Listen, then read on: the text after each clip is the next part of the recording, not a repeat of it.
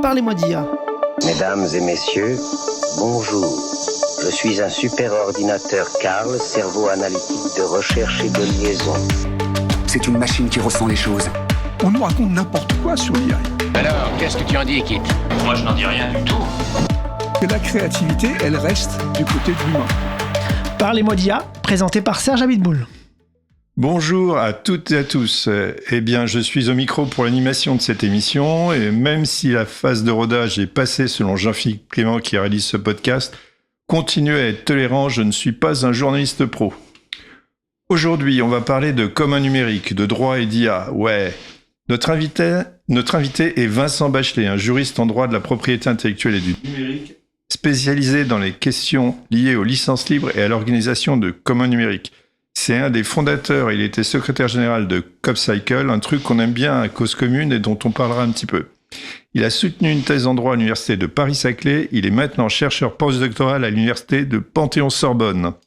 Alors, accordez-vous 30 minutes pour interroger une nouvelle fois ce que provoque l'éruption de l'intelligence artificielle dans notre vie, d'un point de vue social, culturel, éthique, technique, politique et tout. Cause Commune, 93.1 FM. Vous êtes bien sur Cause Commune, la voix des communs, la voix des possibles. Vous nous écoutez sur le web, cause-commune au singulier.fm et sur son app mobile. Sur la bande FM à Paris, sur 93.1 et sur le DAB+, en podcast sur votre plateforme préférée. Chers auditeuristes, si vous appréciez Parlez-moi d'IA, si vous pouvez nous aider en likant et partageant notre émission. Cela nous fait connaître, car cela manipule les algorithmes et... C'est cool de manipuler un algorithme. Vous écoutez Parlez-moi d'IA. Dans ce podcast, on parle d'intelligence artificielle, une nouvelle science qui transforme le monde, mais on va aussi parler d'un sujet qui nous tient particulièrement à cœur à Jean-Philippe Clément et à moi-même, les communs numériques. J'ai invité pour ça Vincent, qui est postdoctorant à l'université Panthéon-Sorbonne, pour nous en parler. Alors, en voiture avec Vincent. Bonjour Vincent. Bonjour Serge. Merci d'être avec nous en studio pour l'émission Parlez-moi d'IA. Peux-tu nous dire rapidement quel est le parcours qui t'a conduit à une thèse en droit dans le domaine du numérique ? D'où tu viens ? Oui, alors en fait j'ai fait un parcours assez classique en droit, une licence en droit privé, puis un premier master en droit des affaires où j'ai découvert le droit de la propriété intellectuelle et c'est ce qui m'a vraiment plu. Et ensuite, dans le cadre de ce master de propriété intellectuelle, j'ai découvert le droit de l'open source et des communs numériques qui étaient relativement émergents à ce moment-là, parce que c'était le milieu des années 2010. Et j'y ai consacré mon mémoire de recherche en M2. Et j'ai fini avec plus de questions que de réponses. Et donc, je me suis dit que pourquoi pas poursuivre avec une thèse sur le sujet. Eh ben voilà, on va arriver sur ta thèse qui porte sur la valorisation par le droit de la production des communs numériques. Alors, on va démarrer en douceur. Est-ce que tu pourrais nous dire un petit peu ce que c'est que pour toi les communs numériques ? Oui, je pourrais. Alors, déjà, il n'y a pas de définition vraiment unanime, donc ça va être ma vision. Il y a une entente entre chercheurs, entre tous les chercheurs, tous les praticiens sur un triptyque, une communauté, une ressource, une gouvernance, et après, c'est les agencements entre chaque qui changent. Moi, personnellement, je défends plus une approche des communs et des communs numériques par la communauté plus que par la ressource. Donc, pour ce qui est des communs numériques, je défends l'idée que la ressource qui est produite doit être partagée sous licence libre, qu'il ne doit pas y avoir de restriction d'accès à la ressource, mais par contre qu'il y a une importance à accorder dans l'entretien de l'infrastructure matérielle, mais aussi humaine, ce que certains chercheurs ont appelé dispositif sociotechnique de production. Et ça, c'est donc ce dispositif sociotechnique qui, associé à la communauté, forme pour toi la base du commun numérique, c'est ça ? Oui, c'est ça. Sachant que dans le cadre des communs matériels classiques, quand on va parler de champs, de forêts, que sais-je, c'est la ressource qui va être mise au centre, c'est celle qu'on produit, qu'on entretient. Dans le cadre des communs numériques, moi je défends l'idée que ce qu'il faut protéger, entretenir, c'est la communauté qui va, elle, à son tour, être en capacité de produire la ressource libre. Vaste programme. Alors maintenant, on va zoomer un peu sur ta thèse. Dans ta thèse, tu questionnes des outils juridiques autour des communs. Tu les questionnes parce qu'il y a des problèmes. Qu'est-ce qui ne va pas dans ces outils juridiques ? Oui, alors il y a des choses qui vont pas, mais il faut quand même noter dans un premier temps qu'il y a énormément de communs et de communs numériques qui aujourd'hui existent et qui se sont structurés avec les outils existants, en particulier les associations et les coopératives, et que pour un grand nombre de projets, ces modalités de fonctionnement suffisent.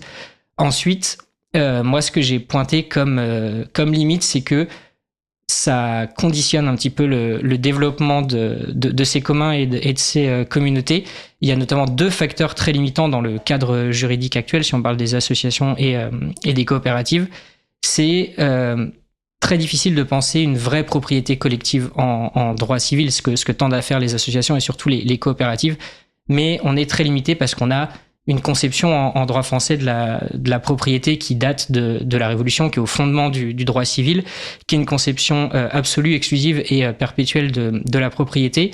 Et donc, on n'a pas vraiment de propriété collective. Dans le cas d'une coopérative, ce que va produire la coopérative appartient à la coopérative en tant que personne morale, et ensuite, il y a des agencements qui font qu'on peut penser que ça appartient un petit peu à chaque coopérateur. Donc ça, c'est vraiment la première limite. Et la deuxième, c'est que c'est très compliqué de vouloir jouer avec d'autres règles économiques que celles dominantes au sein d'une économie libérale capitaliste, et que dès lors qu'on essaye de penser d'autres valeurs, de la non-lucrativité, de la décorrélation entre le pouvoir économique et le pouvoir décisionnel, c'est très compliqué et ça conduit souvent soit à renoncer à ces principes et valeurs pour faire perdurer la structure, soit à mourir avec ces idées en général. Donc j'ai pas très bien compris. Donc est-ce que ce que tu dis qui manque, c'est une notion de propriété qui soit mieux adaptée au commun, ou est-ce que tu penses qu'il faut sortir de cette notion de propriété et aller ailleurs ? C'est quoi le cœur du sujet ? Alors je reste juriste, donc ça reste compliqué de penser en dehors de la propriété. Comme je disais, c'est vraiment au fondement. Ce que j'ai essayé de faire, moi, par contre, c'est de passer d'une logique de propriété collective, comme ce qu'on peut retrouver dans les coopératives, les associations, plus généralement dans les structures de l'économie sociale et solidaire, pour aller vers une propriété affectée, qui est là plus méconnue en droit français, mais qui va exister dans d'autres systèmes juridiques, notamment les systèmes anglo-saxons. Je suis pas certain que nos auditeurs aient vraiment tout saisi. Est-ce que tu peux développer un petit peu ce que tu veux dire par là ? Oui. Ce que je voulais dire, c'est que donc dans l'idée d'une coopérative, je disais ce qui va être produit par la coopérative, son capital, il va être détenu par la coopérative, mais qu'ensuite la coopérative elle-même est composée de l'ensemble de ses membres, et que chaque membre détient une fraction de la propriété de cette coopérative. Mais il n'y a pas de véritable propriété collective, dans le sens où les droits de propriété de chacun des coopérateurs se chevauchent pas, et chacun est propriétaire d'une portion de la coopérative dans la théorie juridique, et que ça peut poser un certain nombre de problèmes dans le cadre d'un commun. Notamment, ce que je disais, c'est que c'est compliqué de développer une activité économique autour d'un commun et d'un commun numérique, et que dans le cadre de mes recherches, j'ai pu observer plusieurs projets dont certains membres commençaient à défendre une volonté de sortir du système coopératif, de redevenir une entreprise classique, et ça aurait ça aurait compromis la nature du commun, puisqu'on serait revenu dans une logique classique. Moi, j'ai quand même l'impression qu'aujourd'hui, et c'est pas nouveau, il y a toujours eu des attaques contre les communs, même déjà du temps des communs physiques, il y avait les enclosures, etc. J'ai l'impression qu'aujourd'hui, avec les communs numériques, ils sont un petit peu encerclés, qui sont un peu attaqués de toutes parts, est-ce que c'est aussi ton impression ? Et dans ces cas-là, est-ce que tu penses qu'il pourrait y avoir des réponses juridiques pour mieux défendre les communs ? Est-ce que c'est ça ta thèse, ou j'ai rien compris ? Non, c'est ça. On l'a vu récemment. Je pense que l'exemple le plus emblématique de commun numérique, c'est Wikipédia, et aujourd'hui on voit les attaques que subit Wikipédia. Et donc moi, je suis arrivé un petit peu dans ces batailles-là, face à ces questionnements-là, avec les outils qui sont les miens, qui sont celui du juriste. Et ce que j'ai essayé de proposer dans le cadre de mes travaux, c'est de s'assurer par le droit que le commun reste un commun, quoi qu'il arrive à la communauté. Et pour ça, je suis passé par donc ce que j'ai dit tout à l'heure, de passer d'une propriété collective, donc qui appartiendrait à l'ensemble de la communauté, à une propriété affectée. Et donc là, on rentre encore plus dans de la théorie juridique, mais j'ai travaillé avec la fiducie, qui est très peu connue en France, et qui s'apparente à du trust anglo-saxon. Et le trust est un peu plus connu parce que ça fait vraiment partie du paysage anglo-saxon, et donc après on peut en voir dans différents médias, dans la culture. Enfin, c'est un mot qui revient assez souvent.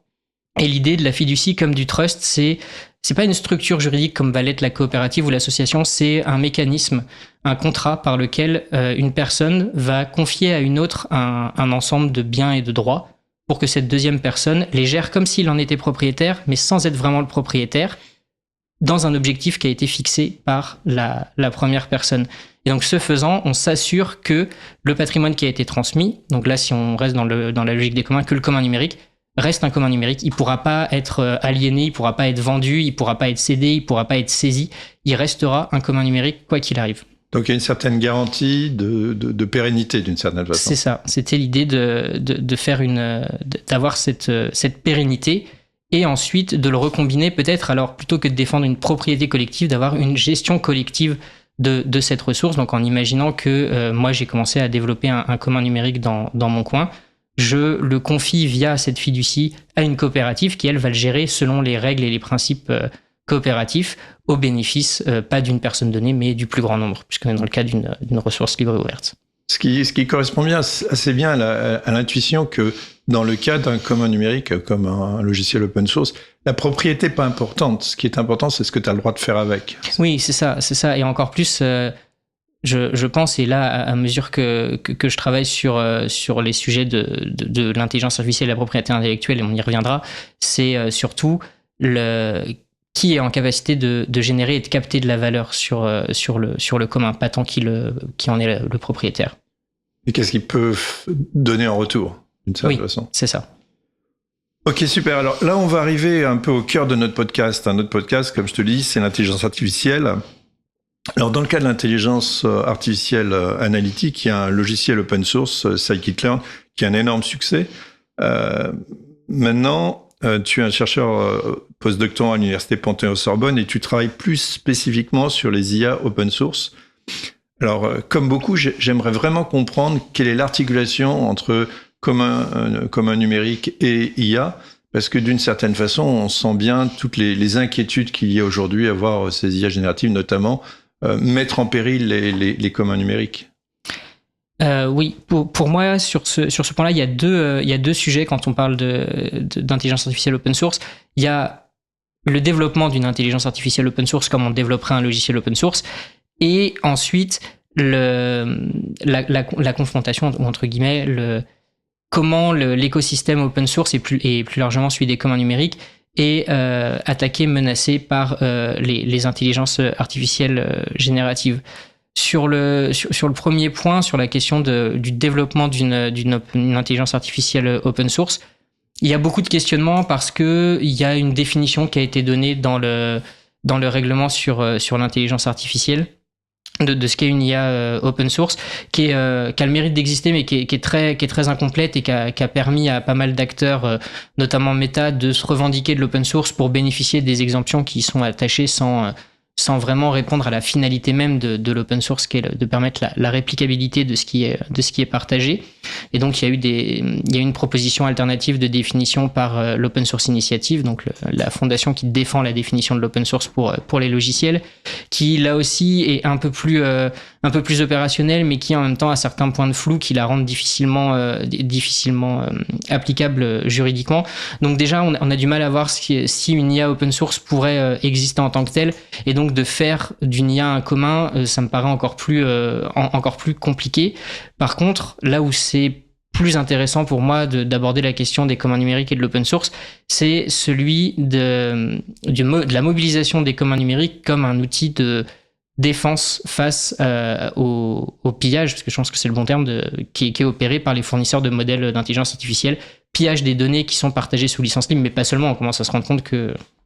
D'accord. On va y aller doucement parce que là, on arrivera au pillage tout à l'heure parce que c'est important.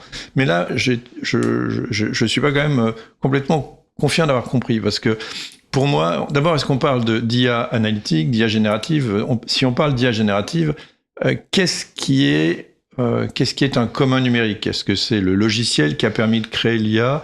Est-ce que c'est le modèle qu'on a obtenu? Est-ce que c'est les données qui ont été utilisées pour entraîner le modèle? De quoi on parle exactement quand on dit qu'une IA générative est en en open source. Alors moi, je travaille exclusivement en fait sur les IA génératives et plus particulièrement sur les modèles de langage. Ensuite, quand je reviens aux textes juridiques, c'est des textes qui définissent l'IA de façon très large. Et donc, comme je disais, le règlement sur l'intelligence artificielle, il définit l'intelligence artificielle comme celle dont le modèle, les poids et les paramètres sont partagés sous une licence libre et ouverte.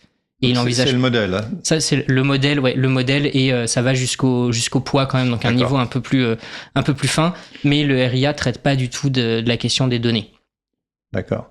Et donc, on peut officiellement se dire qu'on est open source parce que on a construit un modèle et on laisse les gens se l'approprier. Est-ce on les laisse aussi le modifier, l'enrichir, etc. Oui, c'est ça. Une fois que le modèle est partagé sous une licence libre, qui va être celle des licences libres logicielles, souvent on va retrouver la licence Apache pour l'essentiel des modèles, du moins que j'ai eu à étudier. Dès lors qu'on fait ça, qu'on partage aussi donc les différents paramètres qui ont permis de configurer un petit peu le modèle, et donc ça va de pair avec les dernières données, ce qu'on appelle de fine tuning, donc vraiment l'entraînement final du modèle. Là, on peut être considéré comme un modèle libre et ouvert. Donc, pour être concret, est-ce qu'il y en a ? Oui, il y en a, parce qu'en fait, c'est pas vraiment le cœur du réacteur que le code du modèle, même les poids, les paramètres, la configuration fine du modèle. Si on n'a que ça, sans avoir les premières données d'entraînement massif sur lequel le modèle a été entraîné, on peut pas répliquer exactement le même modèle. Donc en fait, c'est partager quelque chose qui pourra de toute façon pas être répliqué. Et c'est pour ça que je disais qu'on rate la finalité première de l'open source, qui est de permettre la réplicabilité par qui le souhaite, puisque on fournit une carcasse, mais qui sera jamais une réplique identique de ce qui existe. Mais pour pouvoir le répliquer, il faudrait avoir la liste des données d'entraînement. C'est ça. Il faudrait l'ensemble des données sur lesquelles le modèle a été entraîné, oui. Y compris les données truandées qui ont été volées à droite à gauche. Voilà, qui ne sont pas partagées et qui ne font pas partie des exigences du règlement pour être considéré comme un modèle d'IA libre et ouvert. D'accord, mais bon, modulo cette ambiguïté, est-ce qu'il y a des systèmes qui se revendiquent et qui sont, selon cette définition, open source ? Oui, selon la définition du règlement, il y en a qui sont open source, et les fournisseurs, les gros fournisseurs de modèles d'IA ont tout intérêt à se revendiquer comme étant conforme à la définition open source du RIA, parce que derrière, ça s'accompagne d'un certain nombre d'exonérations, notamment en ce qui concerne les obligations de transparence qu'impose derrière le modèle, et qui ne s'appliquent pas à ces modèles libres et ouverts, parce qu'on considère que parce qu'ils sont libres et ouverts, ils sont de facto transparents, et donc ils n'ont pas à se conformer aux obligations de transparence. D'accord. Mais quand même, bon, sans que ce soit parfait, ça permet de reprendre le modèle et de l'enrichir et de travailler avec quand même. Ça peut, mais ce serait, en fait, je reviens à ce que je disais tout à l'heure, ce serait comme donner une voiture, donner le moteur, il y a tout dedans, mais il n'y a pas d'essence. Donc en fait, on peut pas le faire fonctionner. Il faut avoir accès à un grand nombre de données pour faire fonctionner un modèle et pour que le modèle soit performant. Et c'est aussi la difficulté qui se pose si un acteur voulait développer un modèle entièrement open source et donc uniquement entraîné sur des données accessibles sous licence libre.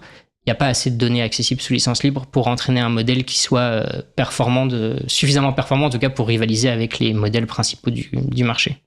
Mais quand même, les modèles principaux du marché, d'après ce que j'ai compris, sont quand même massivement entraînés avec Wikipédia, Software Heritage et des données open source. Oui, ça fait partie du corpus, mais c'est qu'une infime partie de ce qui va être utilisé.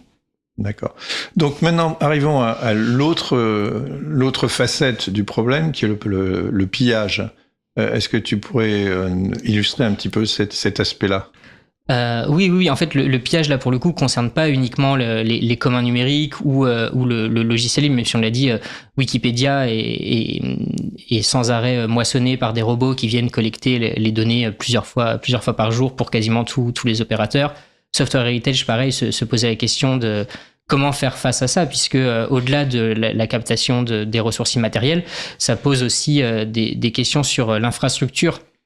Et donc là, les serveurs sur lesquels sont partagés les codes de Software Heritage, parce que ici, il y a plein de robots qui viennent faire des requêtes sur ce serveur-là, les serveurs crashent et du coup, la ressource n'est plus accessible. Et donc, on reboucle sur ce que je disais au tout début sur l'importance de l'infrastructure matérielle dans le cadre des communs numériques. Mais donc ça concerne les ressources libres, mais ça concerne plus globalement l'ensemble des ressources et des œuvres protégées par du droit de propriété intellectuelle et qui sont accessibles en ligne. Et chaque jour, il y a un article de journal ou une nouvelle affaire judiciaire d'ayants droit qui porte plainte contre des fournisseurs de modèles IA parce que leurs données sont utilisées à des fins d'entraînement des modèles. Mais là, il y a le droit. Donc, un jour, ils finiront par perdre des procès et se faire allumer. Mais pour les communs, c'est légal, non? Il n'y a rien qui défend vraiment Wikipédia contre les gens qui pillent complètement toutes les données de Wikipédia pour s'en servir, pour entraîner leur modèle. Et pareil pour Software Heritage. Oui. Et ça, c'est véritablement un problème, non? Oui, c'est un problème. Enfin, c'est un problème, mais ça n'en est pas un, parce que dans l'éthique du libre initial, il y a cette volonté de laisser qui le souhaite réutiliser les données pour en faire ce qu'il veut derrière, avec une condition qui est parfois de repartager les modifications qui en sont faites à l'identique. Et là, ça pose une question, notamment pour tout ce qui est utilisation de code source partagé sous licence copyleft et de maintien de la licence copyleft sur les productions générées par IA, puisque en fait l'IA ne sait pas il y a une obligation de partage à l'identique, ne va pas le mentionner à la personne qui a fait le prompt, et donc il y a une vraie une vraie mise en péril de l'écosystème open source, d'une part parce qu'il y a de moins en moins de contributions qui sont apportées, mais aussi parce que ça a beau être de l'immatériel, l'écosystème de l'open source et du logiciel libre repose sur les interactions entre les personnes, même à distance, via des forums notamment. Et là, on l'a vu récemment, les chiffres de Stack Overflow, qui est le forum de référence, entre guillemets, pour des questionnements autour du fonctionnement des logiciels. Quand on a un problème, on pose la question sur Stack Overflow et il y a quelqu'un dans la communauté qui va y répondre. Les contributions, les échanges sont en chute libre parce que les gens ne passent plus par ce forum-là. Ils interrogent une IA qui va, elle, aller chercher la réponse dans le forum. Donc il y a énormément, effectivement, de problématiques qui se posent à l'écosystème du libre et des communs du fait de l'utilisation massive des IA génératives, oui. Oui, tout à fait. On voit même, plutôt que d'aller regarder dans Wikipédia, on peut poser une question à une IA générative qui va donner la réponse de Wikipédia, mais sans vous dire que c'est la réponse de Wikipédia, bien sûr. Donc oui, il y a à s'inquiéter de défendre ces communs numériques, c'est vraiment clair. Alors, il nous reste un petit peu de temps, et il y a un sujet qui nous intéresse beaucoup, et on a vu que tu étais fondateur et secrétaire général de Coop Cycle. Moi, personnellement, je trouve ça passionnant, et j'aurais aimé que tu nous dises un petit peu ce que c'est. Alors, même si c'est un peu une digression, on n'est plus dans l'IA, on n'est plus dans le sujet, mais quand même, c'est quand même assez proche, finalement, comme idée. Est-ce que tu peux nous en parler un petit peu et nous dire où ça en est? Oui, je peux en parler rapidement et vous donner les dernières actualités, puisqu'on a fait notre assemblée générale la semaine dernière, donc j'ai des nouvelles plutôt fraîches. Mais Coop Cycle, c'est un projet qui va avoir 10 ans cette année. Ça a été créé en 2016 de la rencontre d'un livreur à vélo et d'un développeur pendant les événements les manifestations de Nuit debout. Et l'idée initiale, ça a été de développer une plateforme logicielle pensée comme un commun, de façon à ce que les livreurs à vélo puissent continuer leur activité sans dépendre des plateformes. Alors à l'époque, il y en avait plus que ça, mais elles s'effondrent les unes après les autres. Mais donc l'idée, c'était de redonner aux livreurs à vélo la propriété sur leur moyen de production. Donc il y a eu tout un travail évidemment d'ingénierie logistique pour développer le logiciel, mais aussi derrière, on a été une petite dizaine de bénévoles autour du projet à penser un modèle économique pour certains, moi plus les questions de la gestion de la propriété intellectuelle. Est-ce qu'on partage le logiciel sous licence libre? Est-ce qu'on fait une licence qui est un peu plus restrictive pour empêcher n'importe qui de s'en resservir, etc. Et le projet a plutôt bien grossi. Donc ça, sur le volet vraiment fédération, en fait, de collectifs de coursiers et coursières qui sont regroupés autour du maintien de ce logiciel, mais aussi d'autres communs qui se sont développés petit à petit. Il y a notamment un certain nombre de formations qui ont été développées en commun par les coopératives les plus anciennes pour former les plus nouvelles, etc. Et l'objectif, ça a toujours été pour les bénévoles comme moi qui étaient à l'origine du projet mais qui ne sont pas coursiers ou coursières, de laisser la complète gouvernance de cet outil et de la fédération qui l'encadre aux livreurs. Et donc ça fait 2 ou 3 ans qu'on n'est plus impliqué dans la gouvernance, mais que l'association Coop Cycle continue d'exister, avec aujourd'hui comme principale mission l'accompagnement de travailleurs, notamment sans papier, qui continuent à œuvrer via des plateformes comme Uber ou Deliveroo, avec la création de plusieurs maisons des coursiers ou maisons des livreurs. Il y a les deux noms selon les villes. Donc il y en a une à Paris depuis 2018, je dirais, non, un peu plus tard. Il y en a une à Bordeaux, il y en a une qui est en cours de création à Nantes, et il y en a 2 en projet à Marseille et à Lyon. Et donc là, c'est l'idée d'avoir un point d'accueil pour faire de l'accompagnement administratif, mais aussi une sensibilisation syndicale presque auprès de ces livreurs-là pour les aider à défendre leurs droits et faire entendre leur voix dans un monde qui les invisibilise fortement, à l'exception d'un film, La Voix de Suleiman, qui est sorti il n'y a pas très longtemps. C'est super. Ouais. Pour fixer un peu les idées, c'est CopCycle, c'est combien de livreurs, un ordre de grandeur? J'ai pas les derniers chiffres, parce que comme je disais, je suis plus du tout impliqué dans la partie fédération de coopératives de coursiers. Les dernières nouvelles que j'ai eues, par contre, c'est qu'il y avait beaucoup de nouveaux collectifs qui se créent et qui rejoignent le projet. Donc je dirais qu'on est autour de 30 collectifs coopératifs de livreurs un peu partout en Europe, mais le nombre de livreurs par coopérative varie grandement, donc je ne saurais pas dire. Et un collectif, c'est quoi? C'est une ville? C'est une... Oui, en général, il y a un collectif par ville. Il y a peut-être un cas à Nantes où il y a deux coopératives, mais qui sont en voie de rapprochement si elles n'ont pas déjà fusionné. Il y en avait une qui faisait exclusivement de la livraison de repas et l'autre qui faisait exclusivement de la livraison entre professionnels, donc il n'y avait pas vraiment de concurrence entre les deux, mais sinon oui, on a une coopérative par ville, et ça couvre le territoire d'une ville moyenne en général. Super. Bon, c'est l'heure de conclure. Merci Vincent pour ce partage de tes connaissances, de tes expertises, de tes passions. Ça a été super sympa de vivre ça avec toi. Jean-Philippe Clément et moi-même sommes tous les deux passionnés par les communs numériques. Tu nous as vraiment intéressés. J'espère que les auditoristes nous ont aussi accompagnés. Trop merci Vincent. Merci beaucoup pour l'invitation et pour m'avoir écouté. Merci à vous, chers auditoristes. Si cette émission vous a plu, n'hésitez pas à utiliser votre grand pouvoir, liker et partager. Cela stimule l'algorithme de nous proposer à d'autres, et surtout laissez-nous vos commentaires et impressions sur Apple Podcasts, Spotify ou LinkedIn, car cela nous fait extrêmement plaisir d'avoir vos retours. Faites-le surtout. Restez sur 93.1 sur Cause Commune et à bientôt.